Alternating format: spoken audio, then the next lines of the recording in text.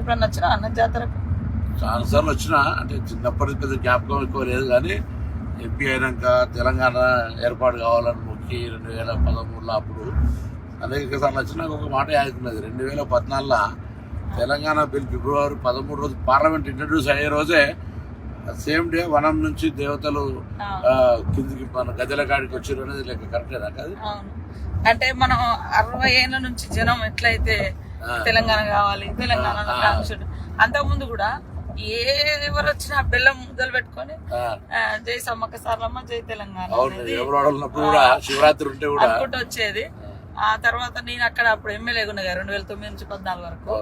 గజం కేవలం 4,500 రూపాయలతో 165 గజాల భూమి కేవలం 8 లక్షలు మాత్రమే. ఆ రోజు మేము ఆడ మీడియా పాయింట్ ఉంటది, నాగమంచి అంటారు. నాగమంచి అంటే అది సెక్యూరిటీ. ఒకప్పుడు యుద్ధం అప్పుడు సమ్మక్క సారలమ్మ కాకతీయులకు వ్యతిరేకంగా పోరాటం చేసేటప్పుడు వాళ్ళ సైన్యాలు ఎక్కడి నుంచి వస్తున్నాయని వీళ్ళు ఒక మంచలాగా హైట్ వేసుకుని, అది ఇప్పుడు మనము ఒక పోలీస్ చెక్ పోస్ట్ లాగా ఇప్పుడు లాస్ట్ కు మీడియా పాయింట్ అయిపోయింది. అంటే ఆడ ఉండగానే సాయంత్రం ఒక రిపోర్టర్ వచ్చి, మేడం ఈ రోజు పార్లమెంట్ లోకి బిల్ వచ్చింది, తెలంగాణ బిల్ వచ్చింది, కానీ గొడవలు అయినాయి. ఎందుకంటే మేము ఆ జాతరలో ఉన్నాం కదా.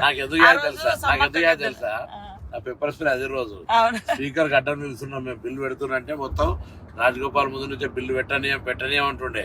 ఎట్లా పెట్టనీయరు ఏంది అనే దాని మీద మేము మొత్తం ఎంపీలు అందరం స్పీకర్ కు హోమ్ మినిస్టర్ అడ్డం నిలబడ్డాం కదా, పేపర్ స్ప్రే కొట్టింది. అందుకే ఆ రోజే అమ్మవారు వచ్చి మాకు, ఎందుకంటే తల్లి అమ్మవారిని విశ్వాసం బాగా నుంచి కూడా అమ్మవార్లను మొక్కుడు, మనం జనరల్ గ్రామ దేవతలు వీక సెక్షన్ కాబట్టి బాగా ఎక్కువ విశ్వాసం కదా. సో అదే రోజు నాకు తెలుసు పేపర్ స్ప్రే కొట్టడం మనం బచాయించడం అనుకుంటున్నాం. మేమంతా బచాయించడం బిల్ ఇంట్రడ్యూస్ అయింది ఆ రోజు, అది చరిత్ర. అమ్మలు కూడా మాకు కూడా చాలా అంటే ఆ బిడ్డలుగా తర్వాత ఆ ప్రాంతం గారే మన దేవుడి మొక్కు చాలా మంది మొక్కుకున్నారు. ఆ మొక్కును ఈ దేవతలు జనంలోకి వస్తూ వస్తూ ఆ అజ్ఞాతంలో ఉన్న 60 ఏళ్ళ బిల్లును పార్లమెంట్ లో ప్రపంచం ముందు పెట్టారు. అక్కడున్న తల్లి సోనియమ్మ కూడా వాళ్ళిద్దరు కూడా ఉండే, సరే కూడా చేసింది. వాళ్ళిద్దరు మన మీరా కుమార్ గారు, సోనియమ్మ, సుష్మా స్వరాజ్. అట్లా చాలా చాలా అంటే మహిమలు ఉన్నది అనడానికి అదొక నమ్మకం. చాలా మంది ఇంతమంది ఆఫీసర్లు అక్కడ పనిచేస్తారు కదా, ఎవ్వరికేం కదా, అందరు మంచిగా అంటే సంతోషంగా మళ్ళీ అందరు ప్రమోషన్లతోటి ఆనవాయితీగానే వస్తున్నది. ఇన్ని లక్షల మంది ఒక దగ్గర వచ్చి ఉండడం, ఆ 3 రోజులల్లా ఇంత బ్రహ్మాండంగా ఉండడం నిజంగా ఒక ఎన్ని లక్షల మంది వచ్చి ఇంత జరిగినా ఎటువంటి ఇబ్బంది లేకుండా, పెద్ద అంటే తప్పు జరిగిందనో లేదా అటువంటి ఏం లేకుండా పోతుంటది కదా. చాలా అమ్మవారి దయ తప్ప అది ఎవరో మనందరం గొప్ప ఏర్పాట్లు ఇవన్నీ వేస్ట్ ఇవన్నీ అంత. అందుకే ఇప్పుడు ఇలా కొత్తగా మేము మన ప్రభుత్వం రేవంత్ రెడ్డి గారు ముఖ్యమంత్రి అయినాక మనం అందరం కూడా మన 6 గ్యారంటీలలో మహిళలకు బస్ ఫ్రీ ఇచ్చినాక నేను కొంచెం భయపడ్డా. ఇంతమంది ఇప్పుడు రోజు 30 ఎంత జరిగింది అనుకుంటారు, 14 కోట్లు దాటిపోయింది.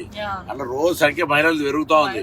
అయితే ఈ సమ్మక్క సారక్క చేస్తే బస్సులు మేనేజ్మెంట్ అయిద్దా కదా అని భయపడి మీటింగ్ రోజు ఏం చెప్పినా, చూడు దేవాలయం కార్యక్రమాలు నిర్వహించేది ఒకరైతే, వచ్చిపోయేటోళ్ళకి జనానికి సంబంధించి ఒకరైతే, బస్సుల నిర్వాహకులు ఒక స్పెషల్ ఆఫీసర్లు పెట్టి క్రౌడ్ మేనేజ్మెంట్ చేయకపోతే ఇబ్బంది అవుతుంది. ఒక బస్సు ఎక్కడైనా ఇబ్బంది టైర్ వాళ్ళకి, ఇప్పుడు అదంతా నేచర్ గా టైర్ కి ఏమైనా అయింది అనుకో, బస్ అయిపోయింది మొత్తం ఎంత కిలోమీటర్ ట్రాఫిక్ అవుతుంది.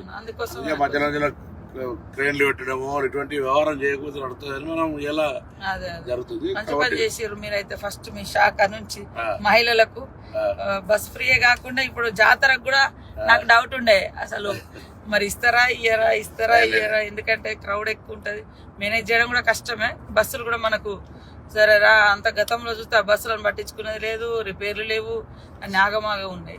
ఆర్టీసీ కొద్దిగా సరే పేమెంట్ అదేంటి ఫైనాన్స్ మినిస్టర్, డిప్యూటీ సీఎం గారు కానీ లేకపోతే ఆర్థిక శాఖ వాళ్ళంతా ఎప్పుడప్పుడు చేస్తారు. ఎందుకంటే మహిళలు అంతా హ్యాపీగా ఉన్నారు, వాళ్ళకి ఎక్కడికైనా ఫ్రీ అవుతుంది. ఇంకోటి ఏంటంటే ఇవన్ ఎక్కడికన్నా ఊరు నుంచి పక్కకు పోయి డిమార్ట్ లో షాపింగ్ లో మాల్ కొనుకొచ్చుకుంటున్నారు.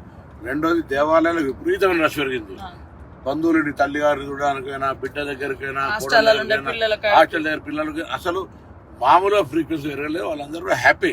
నిజంగా మనం ఏదైతే మాట ఇచ్చినామో, నేనైతే ఎన్నికలప్పుడు చెప్పిన నా తెలంగాణ అక్క చెల్లెలకు అత్తగారింటికైనా అవ్వగారింటికైనా 1000 ఎకరాలు భోజనం పెట్టినా పోతా అంటే బస్ ఫ్రీ అన్న చూడు. దాంతో చాలా పెద్ద ఒక జరిగింది. మనం మళ్ళా గ్యాస్ కూడా అనేది మహిళలకు సంబంధించి చాలా పెద్ద ఆర్థిక భారం నుంచి బాగా కరెంటు బిల్లు కూడా వాళ్ళే కడతారు. కరెంటు బిల్లు 3000 అంటే అసలు మహిళలు అయితే అసలు ఇక వాళ్ళు మనల్ని కాంగ్రెస్ మనం ఇలా అదృష్టం మన అందరం ప్రభుత్వంలో ఉన్నాం. ఒక మహిళ చెప్తున్నారు, ఉమెన్ గ్రూప్ స్వయం సహాయక సంఘాలలో మన ఇంద్రవెల్లిలో మీటింగ్ పెట్టినాం కదా, వాళ్ళకి నెలకు 4 నుంచి 5,000 మిగులుతున్నాయట. అంతకు ముందు భారం ఉండేది. ఎందుకు అంటే మేము బస్ ఫ్రీ ఎక్కుతాను, వేరేకి వెళ్ళిపోతే బస్ ఖర్చు వచ్చేది. ఆ బస్సు కిరాయి కట్టకుండా మేము ఏడికి పోయినా కూడా పని చేసుకొని వస్తాను. మహిళా సంఘాలలో కూడా 4 నుంచి 5,000 భారం మాకు తగ్గింది మీ గవర్నమెంట్ వచ్చిన. చదువుకున్న పిల్లలక్క నేను నిజామాబాద్ మన సడన్ గా 6 బస్ స్టాండ్ కైనా 330 రూపాయలు టికెట్ మంచి పోతుంది వస్తుంది. వీక్లీ ఒకసారి అవసరమైతే 2-3 రోజుల కోసం వేస్తున్నాను. అంటే చాలా కన్వీనియంట్ జరిగింది. 500-600 ఉన్నది బస్ కిరాయి వాస్తవానికి, గతంలో పెంచేసారు. ఇప్పుడు ఎందుకే సమ్మకు కూడా ఏర్పాట్లు బాగా చేయాలని మనం బస్సులకు సంబంధించి దాదాపు 60 బస్సులు పెట్టి మేనేజ్మెంట్ కూడా స్టాఫ్ మా ఎండి గారు కూడా చెప్పినాం, మా సెక్రటరీ కూడా అందరూ మొత్తం అసలు అంటే అందరు వస్తారు. అన్ని రకాల ఏర్పాట్లకు ఎక్కడ ఇబ్బంది లేకుండా చేయాలని గవర్నమెంట్ కూడా అటువంటి ఆలోచనతో మనం కూడా అందరం చేస్తున్నాం. కాబట్టి ఆ సమ్మక్క సారక్క కార్యక్రమంలో కూడా భగవంతుని అందరూ ఇంకొకటి ఏంటంటే గొప్ప విషయం ఏంటంటే మనం ఈసారి అందరూ కూడా ఖచ్చితంగా ప్రతి తెలంగాణ బిడ్డ ఇంటికి మనం బంగారం అంటే బెల్లం ఏదో ప్రసాదం పంపాల్సిందే. ఆ కార్యక్రమంలో మనం తప్పకుండా నిర్వహించాల్సిన అవసరం ఉంది. అది ఎంతరన్నా కానీ మనకు అన్ని గ్రామ సేవకుల ద్వారా అవసరమైతే ప్రతి నెట్వర్క్ ఉంది. అందులో పంచాయతీరాజ్ డిపార్ట్మెంట్ కావచ్చు, లేకపోతే మనం ట్రాన్స్పోర్టేషన్ కూడా మా ట్రాన్స్పోర్ట్ వ్యవస్థ ఉన్నది మా దగ్గర నాటిస్తుంది. మేము ఇంకో ట్రాన్స్పోర్ట్ లో గూడ్స్ పెట్టాం కదా. సో మనం అందరం పంపుదాం తప్పకుండా. మనం భగవంతుడు మన గ్రామీణ దేవతలు కాబట్టి ప్రకృతి మించింది అంటే ఊరూరులో ఉండే దేవతల నమ్మకాలను, ఆ నమ్మకాలు ప్రజలకు ఇంకా బలంగా ఉన్నాయి. అంటే వాళ్ళ ఆదివాసీ బిడ్డలు, ఆదివాసీ సమాజం అప్పుడు ఇబ్బంది పడ్డది. అప్పుడు వాళ్ళకు అప్పుడు ఉన్న రాజులకు వ్యతిరేకంగా పోరాటం జరిగింది. కానీ తల్లి బిడ్డలు అవును, తల్లి బిడ్డలు జనరల్ సమ్మక్క సారక్క అంటే సినిమా అట్లా తీసి సినిమా కానీ లేదా బయట కూడా ప్రొజెక్షన్ తప్ప అసలు సమ్మక్క సారక్కని అక్కయ్యలను సమ్మక్క సారక్క తల్లి బిడ్డలు జరిగిన పోరాటంలో జరిగిన వ్యవస్థ అసలు ఏం చెప్పు. అంటే అప్పుడు 13వ శతాబ్దంలో కాకతీయులు పరిపాలించారు మన ఏరియా. అటు కూడా మన గోదావరి ప్రాంతం అంతా కూడా వాళ్ళ కంట్రోల్లో ఉండే. అంటే కప్పం కట్టం అనేది అంట, పన్నులు వేస్తే అప్పుడు 7 సంవత్సరాలు కరువు. ఈ కరువులో మేము కప్పం కట్టలేము, మేము తినడానికి దొరుకుతలేదని మన సామంతరాజు మేడరాజు ఉండే అన్నట్టు, మన ట్రైబల్ గిరిజనుడు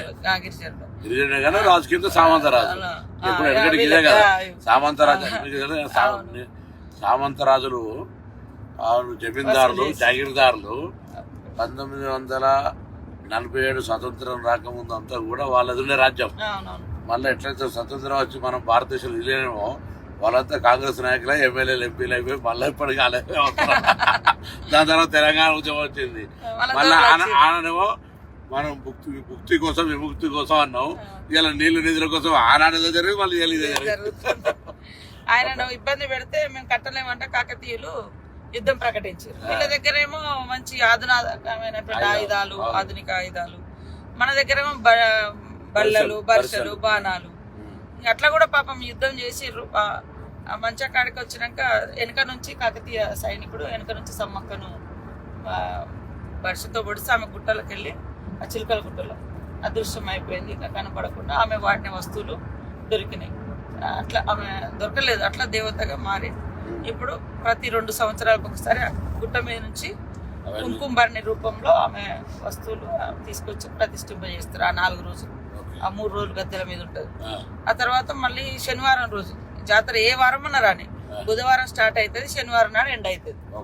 అది ఏ తారీఖు అన్నా కానీ, ఏ నెలన్నా కానీ. వారాలు మాత్రం బుధవారం నాడు సార్లమ్మ వస్తుంది గద్దెల మీదకి, బేస్తవారం నాడు సమ్మక్క వస్తుంది, శుక్రవారం నాడు అందరు దేవతలు ఉంటారు. పగడిద్దరాజు, గోవిందరాజు. గోవిందరాజు ఏమో సార్లమ్మకు భర్త, పగడిద్దరాజు ఏమో సమ్మక్కకు భర్త. సమ్మక్క సార్లమ్మ తల్లి బిడ్డ, జంపన్నేమో కొడుకు, సమ్మక్క కొడుకు. అక్కడ ఆయన వాగుకాడ సెక్యూరిటీగా ఉంటాడు. అంటే అక్కడ ఉంటే ఆయన అంటే సైన్యాన్ని ఆపలేక అవమానంతో అట్లా పడి చనిపోయింది అనేది ఒక కథ.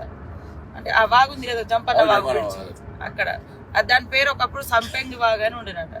ఆయన చనిపోయింది కాబట్టి ఆయన పేరు మీద జంపన్నవాగు అని వచ్చింది.